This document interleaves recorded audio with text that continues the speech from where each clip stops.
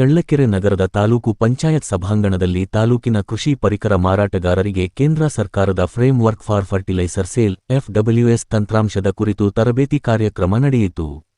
ರಸಗೊಬ್ಬರ ವಿತರಣೆಯಲ್ಲಿ ಪಾರದರ್ಶಕತೆ ತರಲು, ಕಾಳಸಂತೆ ಹಾಗೂ ಅಕ್ರಮ ಮಾರಾಟಕ್ಕೆ ಕಡಿವಾಣ ಹಾಕುವ ಉದ್ದೇಶದಿಂದ ಕೃಷಿ ಇಲಾಖೆಯು ಪಾಯಿಂಟ್ ಆಫ್ ಸೇಲ್ POS ಯಂತ್ರಗಳ ಮೂಲಕ ಹೆಬ್ಬೆಟ್ಟು ಅಥವಾ OTP ಆಧಾರಿತ ಗೊಬ್ಬರ ವಿತರಣಾ ವ್ಯವಸ್ಥೆಯನ್ನು ಜಾರಿಗೊಳಿಸಿದೆ ಎಂದು ಅಧಿಕಾರಿಗಳು ತಿಳಿಸಿದರು.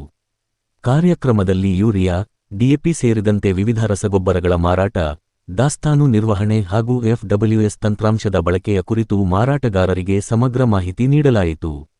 ಇದೇ ವೇಳೆ ನೆಟ್ವರ್ಕ್ ಸಮಸ್ಯೆ, ವಯೋಸಹಜ ಕಾರಣಗಳಿಂದ ಬೆರಳಚ್ಚು ಹೊಂದಿಕೆಯಾಗದಿರುವುದು ಹಾಗೂ ರೈತರು ಹೆಚ್ಚು ಸಮಯ ಕಾಯಬೇಕಾಗುತ್ತಿರುವ ಹಿನ್ನೆಲೆಯಲ್ಲಿ ಹೆಬ್ಬೆಟ್ಟು ಬದಲಾಗಿ OTP ಮೂಲಕವೇ ಗೊಬ್ಬರ ವಿತರಣೆ ಮಾಡಬೇಕು ಎಂಬ ಅಭಿಪ್ರಾಯವೂ ವ್ಯಕ್ತವಾಯಿತು. ಕಾರ್ಯಕ್ರಮದಲ್ಲಿ ಜಂಟಿ ಕೃಷಿ ನಿರ್ದೇಶಕ ಬಿ.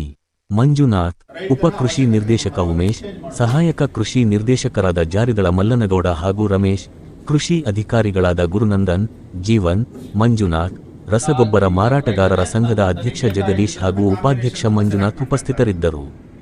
ಜನಧ್ವನಿ ನ್ಯೂಸ್, ಚಳ್ಳಕೆರೆ.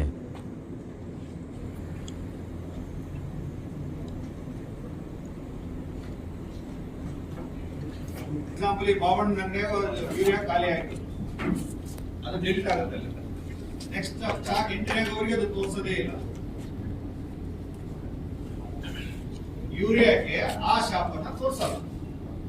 ಇಲ್ಲಿವರೆಗೆ ಅವ್ರಿಗೆ ಸ್ಟಾಕ್ ಇರುತ್ತೋ ಅಲ್ಲಿವರೆಗೆ ತೋರಿಸಲ್ಲ. ಸ್ಟಾಕ್ ಇರದೇ ಇದ್ದು ಬರ್ತತಾ ಇಲ್ಲ, ಬರಲ್ಲ. ಆಯ್ತಾ?